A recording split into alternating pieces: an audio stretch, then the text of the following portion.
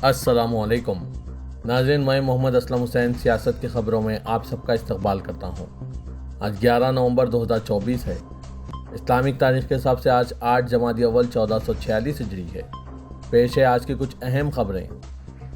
Justice Sanjeev Khanna आज पीर को मुल्क के 51वें चीफ जस्टिस बन गए हैं। सदर जमहूरिया हिंद द्रौपदी मुर्मू ने इन्हें आज सुबह 10 बजे राष्ट्रपति भवन में ओहदा और राजदारी का हलफ दिलाया।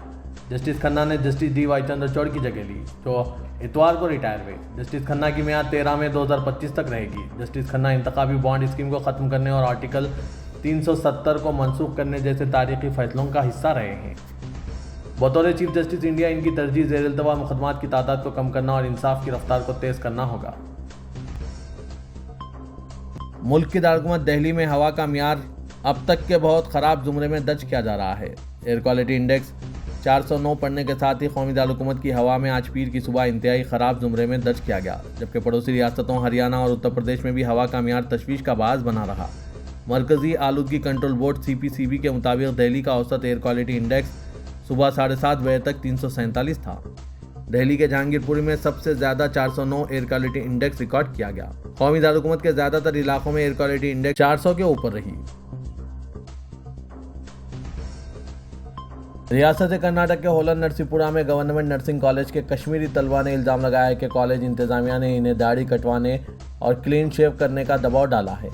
ये इल्ज़ाम लगाने वाले 14 तलबा वज़ीर-ए-आज़म की खुसूसी स्कॉलरशिप स्कीम के तहत वहां पढ़ने पहुंचे हैं। तलबा की शिकायत के बाद जम्मू कश्मीर स्टूडेंट एसोसिएशन ने इस मामले में मुदाखलत की। इसके बाद कॉलेज के डायरेक्टर डॉक्टर राजना और प्रिंसिपल ने मामला हल हो जाने का दावा पेश किया है। राय के मुताबिक कश्मीरी तलबा को दाढ़ी रखने की इजाज़त दे दी गई। यह मामला राजीव गांधी यूनिवर्सिटी से इल्हाक शुदा होलन नरसीपुरा गवर्नमेंट नर्सिंग कॉलेज जिला हासन से मुतालिक है। रियासत महाराष्ट्र में इख्तिदार में वापसी की मुतमनी बीजेपी ने संकल्प पत्र के नाम से जारी किए गए अपने इंतखाबी मंशूर में रियासत में सख्त तरीन तब्दीली मजहब कानून का वादा किया है। इसके साथ ही मंशूर के इजरा के बाद अमित शाह ने हिंदू मुस्लिम की सियासत करते हुए इल्ज़ाम लगाया कि अगर कांग्रेस इख्तिदार में आ गई तो मुसलमानों को 10% रिजर्वेशन देगी। जाफरानी पार्टी इसके जरिए न सिर्फ अक्सरियती फ़िरक़े के वोटरों के दिल में मुस्लिम रिजर्वेशन का हवा खड़ा करके इन्हें अपने हक़ में हमवार करना चाहती है, बल्कि इसके ज़रिए वो कांग्रेस के लिए दोहरी मुश्किल खड़ी करना चाहती है। एक तरफ बीजेपी के इस प्रोपेगेंडे से जहां अक्सरियती वोटर इससे नाला होंगे, वहीं रिजर्वेशन ना देने के ऐलान पर अक़लियती वोटर भी इससे नाराज़ हो सकते हैं।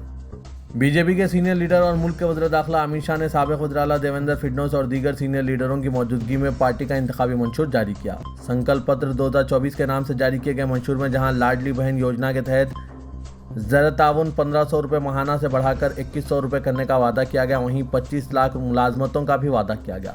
इसके अलावा बीजेपी ने अक्षयन योजना के तहत कम आमदनी वाले खानदानों को राशन की दुकानों से मुफ्त अनाज फराहम करने का ऐलान किया।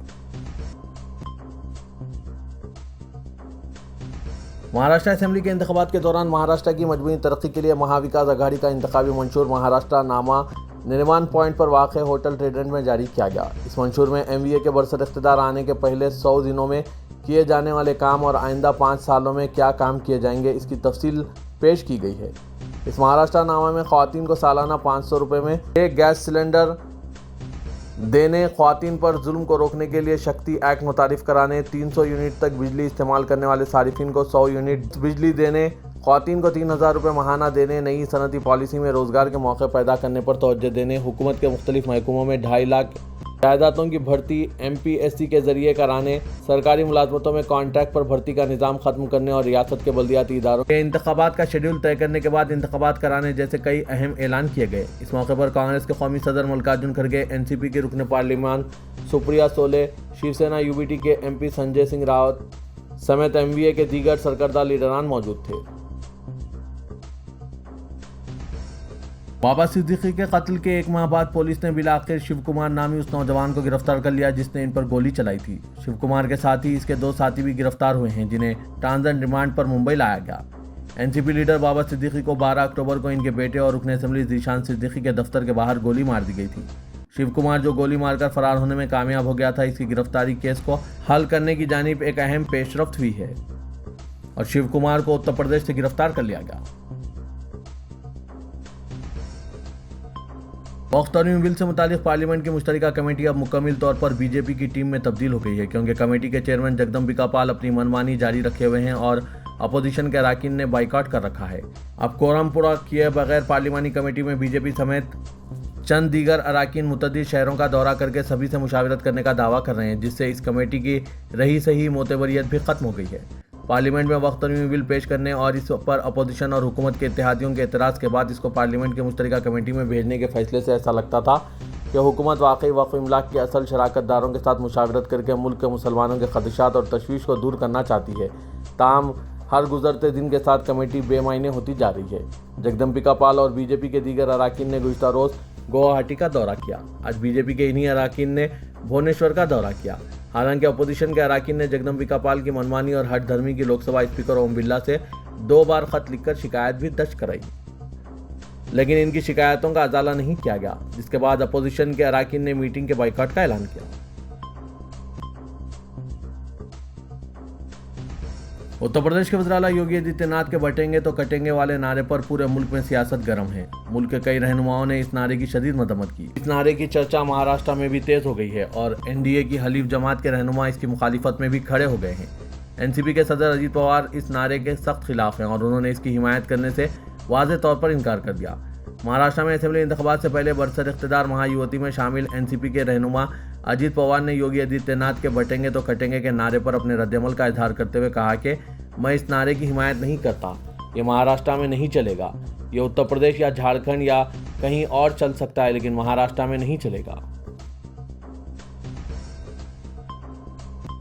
सड़क ट्रांसपोर्ट और कौमी शाहरा के मरकजी वजीर नितिन गडकरी अपनी बेबाकी के लिए जाने जाते हैं। कई मरतबा उन्होंने अपनी ही पार्टी की गलतियों और खामियों को भी उजागर किया है और इस पर बेझिझक होकर अपनी राय पेश की।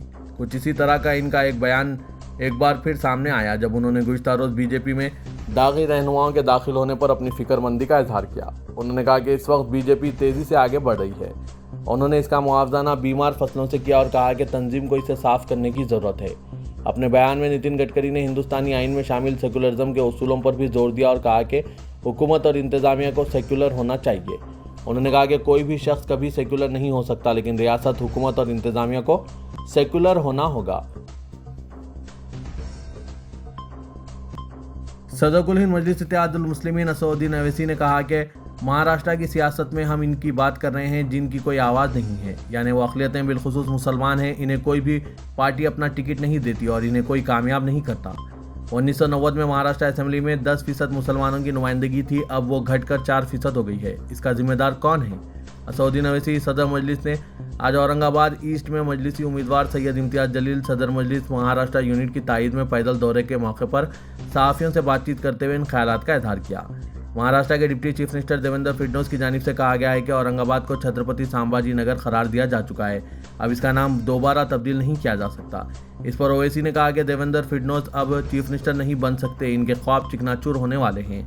दर हकीकत चीफ मिनिस्टर शिंदे और फडणवीस के दरमियान सर्द जंग चल रही है। दोनों दिखाने को एक है, लेकिन अंदरूनी तौर पर एक दूसरे की टांग खींच रहे हैं। महाराष्ट्र में मजलिस को सियासी अछूत बनाने से मुतालिक सवाल पर ओवैसी ने एक शेर कहा कि मैं अकेला ही चला था जानिब मंजिल, मगर लोग आते गए और कारवां बनता गया। सदर मजलिस ने कहा कि हमारा रास्ता साफ है, हम इस रास्ते पर चलते रहेंगे, इसमें नशीब व फराज आते रहेंगे।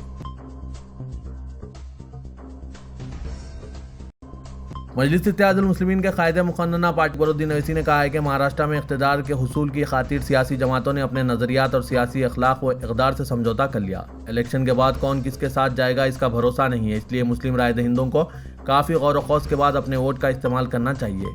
इनका वोट कहीं ऐसी ताकतों के दामन में ना चला जाए जो बरसा बरस से इन पर होने वाले मजालिम के जिम्मेदार हैं। अकबरुद्दीन अवैसी मुंबई शहर में हल्के असेंबली शिवाजी नगर में मुनक़िदा इंतखाबी जलसे से खिताब कर रहे थे। उन्होंने कहा कि 10 साल पहले कई वादे और ऐलानात किए गए, अच्छे दिन, खुशहाली, बदउनवानियों के खात्मे की बात कही गई, लेकिन आज मुल्क के हालात इंतहाई अबतर हैं। मुल्क में आज 5 करोड़ से ज़ायद तालीम याफ्ता नौजवान बेरोज़गार हैं। हर साल 2 करोड़ नौकरियां देने का वादा किया गया था। इस हिसाब से 20 करोड़ अफराद को रोज़गार मिलने के बजाय 5 करोड़ से ज़ायद अफराद बेरोज़गार हैं। उन्होंने कहा कि 10 साल में 1,12,000 किसानों ने मुल्क में अपनी जान दी है, इनमें महाराष्ट्र के 20,000 किसान शामिल है। अकबरुद्दीन अवैसी ने कहा कि मुल्क में सालाना 30,000 हर रोज़ 82 और हर 15 मिनट में एक खातून के इज्जतें जा रही है। जिस वक्त नरेंद्र मोदी वज़ीर-ए-आज़म बने थे, इस वक्त डॉलर की कीमत 62 रुपये थी, आज डॉलर 84 रुपये हो गया है। 16 लाख से ज्यादा अफराद ने मुल्क की शहरियत तर्क कर दी। 10 साल के दौरान 28 ताजिर बैंकों से 1,40,000 करोड़ रुपए का कर्ज लेकर फरार हो गए। नारी, इन सब पर आपकी क्या राय है? क्या अकबरुद्दीन अवैसी ये सब सही कह रहे हैं? अपने ख्यालात कमेंट के जरिए जरूर बताइएगा। तेलंगाना के वज़ीर आला रेवंत रेड्डी ने मुत्तहिदा महबूबनगर जिले की तरक्की के लिए अपने अज़्म का इआदा करते हुए कहा है कि महबूबनगर जिला नकल मकानी के लिए मशहूर हो गया है क्योंकि पेशरो हुकूमतों ने इसे नज़रअंदाज किया। तेलंगाना की तश्कील के एक दहे के बावजूद यहाँ पर नकल मकानी के मसाइल हुनूस मौजूद है। उन्होंने मुत्तहिदा महबूबनगर की तरक्की में अहम पेशरफ्त के तौर पर इंफ्रास्ट्रक्चर को बेहतर बनाने के लिए कई इक़दामात का ऐलान किया। रेवंत रेड्डी ने महबूबनगर जिले के अम्मापुरम में घाट रोड और एलिवेटेड कॉरिडोर का संग बुनियाद रखा। बादशाह उन्होंने खुसूसी पूजा की। उन्होंने ज़ेर-ए-अल्तवा प्रोजेक्ट्स की तेज़ी से तकमील और मुकामी अवाम की ज़रूरियात को पूरा करने के अज़्म का इजहार किया। चीफ मिनिस्टर ने मक्तल, कोडंगल और नारायणपेट में दरिया कृष्णा के पानी की तकसीम से मुतालिक प्रोजेक्ट की तेज तर तकमील का वादा किया। तेलंगाना बीसी कमीशन ने अवाम से अपील की कि वो जात पात पर मबनी मरदमशुमारी में हिस्सा लेते हुए जामे सर्वे के अमल को कामयाब बनाएं। कमीशन के सदर नशीन जी निरंजन ने कहा है कि किसी भी शुबा या उलझन के बगैर सर्वे के पुरअमन इनेकाद में अवाम और सियासी पार्टियों को ताउन करना चाहिए। उन्होंने कहा कि जामे सर्वे की जिम्मेदारी बीसी कमीशन की दरख्वास्त पर प्लानिंग डिपार्टमेंट को दी गई है। कमीशन के पास सर्वे के लिए दरकार स्टाफ और मिशनरी मौजूद नहीं, लिहाजा प्लानिंग डिपार्टमेंट को जिम्मेदारी दी गई। सुपरवाइजर और आला ओहदेदार अवाम को कम अज़ कम एक दिन कबल शुमार कुनिंदगान की आमद के शेड्यूल से वाकिफ कराएंगे। पसमानदा तबकात की हकीकी आबादी और तालीम मईशत में इनकी पसमानदगी का जायजा लेने के लिए ये सर्वे मुनक़िद किया गया। अवाम को शुमार कुनिंदगान के साथ मुकम्मल ताउन करते हुए सही मालूमात फराहम करनी चाहिए। हैदराबाद साइबराबाद क्राइम्स ने ट्वीट के जरिए अवाम को मशवरा दिया कि वो जामे खानदानी सर्वे के नाम पर लिंक आने पर इस लिंक को ना खोलें। तेलंगाना हुकूमत की जानिब से खानदानी सर्वे किया जा रहा है जिसमें सरकारी मुलाजमीन घर घर जाकर खानदान की तफसीलात हासिल कर रहे हैं। में साइबर जराइम से ताल्लुक़ रखने वाले अफराद अवाम को सर्वे के नाम पर लिंक भेज सकते हैं और जब यह लिंक खोला गया तो इनकी तमाम तफसीलात इन्हें हासिल हो जाएगी और इसके ज़रिए वो बैंक खाते से इनकी रकम गायब कर सकते हैं। अवाम को होशियार रहते हुए साइबर मुजरिमों की धोखाधड़ी से महफूज रहने की ज़रूरत है। जब भी कोई सर्वे करने आए तो सबसे पहले अवाम इनके ID कार्ड की जाँच कर ले, वरना साइबर धोखा देने वाली टोली इनकी तफसीलात हासिल करके इन्हें धोखा दे सकती है। साबिक वजीर हरीश राव ने कहा है कि BRS महाराष्ट्र के असेंबली इंतखाबात में हिस्सा नहीं ले रही है और किसी भी पार्टी की तायद नहीं करेगी। रुकने कौंसल मोहम्मद महमूद अली के हमरा मीडिया से बात करते हुए हरीश राव ने कहा कि महाराष्ट्र में BRS का मजबूत सियासी वजूद नहीं है, लिहाजा असेंबली इंतखाबात में BRS हिस्सा नहीं ले रही है। उन्होंने इल्ज़ाम आयद किया कि chief minister Revanth Reddy Maharashtra election में भारी रकूमात मुंतकिल कर रहे हैं। उन्होंने महाराष्ट्र की इंतखाबी मुहिम में रेवंत रेड्डी की तकारीर पर तनकीद की और कहा कि उन्होंने महाराष्ट्र के राय दहिंदों को गुमराह करने की कोशिश की है। रेवंत रेड्डी अपने कारनामों की तफसीलात पेश करें। हालांकि एक भी वादा पूरा नहीं हुआ है। किसानों के कर्ज माफ़ी का अमल मुकम्मल नहीं हुआ और किसानों को धान पर बोनस नहीं मिला। उन्होंने कहा कि रेवंत रेड्डी को अपनी नाकामियां बयान करनी चाहिए थी। Telangana state cyber security bureau ने मुल्क के सतह पर 3,357 साइबर जराइम में मुलविस 165 मुजरिमों को गिरफ्तार कर लिया। गुज़िश्ता 6 माह के दौरान रियासत में 795 मुकदमात में मुलविस 165 मुलजिमीन को गिरफ्तार किया गया। ब्यूरो के क़याम के बाद पहली मरतबा इतने बड़े पैमाने पर कार्रवाई अंजाम दी गई। पुलिस के मुताबिक इन मुलजिमीन को टेक्निकी शवाहिद की मदद से आंध्र प्रदेश, आसाम, नई दिल्ली, गुजरात, उड़ीसा, राजस्थान, तमिलनाडु, तेलंगाना, हरियाणा, झारखंड, कर्नाटक, महाराष्ट्र और मगरबी बंगाल से गिरफ्तार किया गया। ये मुलजिमीन पार्ट टाइम मुलाजमत, कारोबार में सरमायाकारी, डिजिटल गिरफ्तारियों, खर्च के नाम पर धोखाधड़ी, हैकिंग के अलावा कई तरह के मुकदमात में मुलविस बताए गए हैं। पुलिस के मुताबिक पकड़े जाने वालों में 45% ग्रेजुएट, पोस्ट ग्रेजुएट्स हैं जिन्होंने BTech, MBA और MCA की तालीम हासिल की। इनमें से 20% ने इंटरमीडिएट तक तालीम हासिल की, जबकि 35% ने 10वीं जमात तक तालीम हासिल की या नाख्वानदा है। पुलिस ने बताया कि इनमें से 49% अफराद की उम्र 21 से 30 साल के दरमियान है, जबकि 28% की उम्र 31 से 40 साल के दरमियान बताई गई। 10% की उम्र 41 से 50 साल के दरमियान है, जबकि 5% की उम्र 20 साल से कम है और 8% की उम्र 50 साल से ज़ायद बताई गई। ब्यूरो डायरेक्टर शेखा गोयल ने शहरियों से ख्वाहिश की है कि वो साइबर धोखेबाजों से चौकस रहें।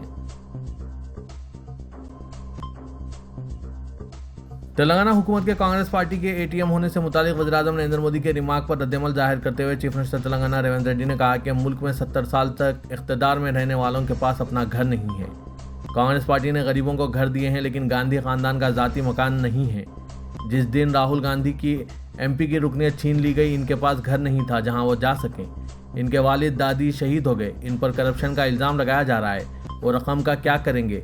वज़ीर-ए-आज़म नरेंद्र मोदी के लिए इस तरह के इल्ज़ामात लगाना मुनासिब नहीं। मुल्क के वज़ीर-ए-आज़म की हैसियत से इस कुर्सी का कुछ वक़ार बरकरार रखने की वो कोशिश करें। हुकूमत तेलंगाना की जानिब से इंफॉर्मेशन टेक्नोलॉजी के फ़रोग़ के लिए काम किया जा रहा है और AICT का भी शहर में आगाज़ अमल में लाया जा रहा है। ऐसे में आर्टिफिशियल इंटेलिजेंस के इस दौर में IT से मरबूत मालूमात हर तालिब इल्म को होना लाजमी हो गया है। खासकर इंजीनियरिंग के तलबा और IT फील्ड में काम करने के ख्वाहिशमंद अफराद के लिए इदारे सियासत की जानिब से पाइथन फुल स्टैक डेवलपमेंट के कोर्सेज़ का आगाज़ अमल में लाया जा रहा है, क्योंकि पाइथन का इस्तेमाल आर्टिफिशियल इंटेलिजेंस में भी होता है। डाटा साइंस के लिए भी पाइथन का इस्तेमाल होता है। ऐसे में इदारे सियासत ने IT सेक्टर में मांग को देखते हुए पाइथन फुल स्टैक डेवलपमेंट के कोर्स का आगाज़ महबूब हुसैन दिगर कैरियर गाइडेंस सेंटर में अमल में ला रहे हैं। पाइथन फुल स्टैक डेवलपमेंट के मुल्क व बैरून मुल्क बिलखुसूस अमेरिका, UK, कनाडा में काफ़ी मांग चल रही है। कोई भी ग्रुप के अफराद इस सुनहरे मौके से इस्तेफादा हासिल कर सकते हैं। इदारे सियासत की जानिब से चलाए जा रहे पाइथन फुल स्टैक डेवलपमेंट के कोर्स में HTML, MySQL, CSS, JavaScript, Django, Python वगैरह कराया जाएगा। कोर्सेज़ का आगाज़ आज पीर 11 नवंबर शाम 5 बजे से अमल में लाया जा रहा है। मज़ीद तफसीलात के लिए इन फ़ोन नंबरात पर रब्त पैदा कर सकते हैं।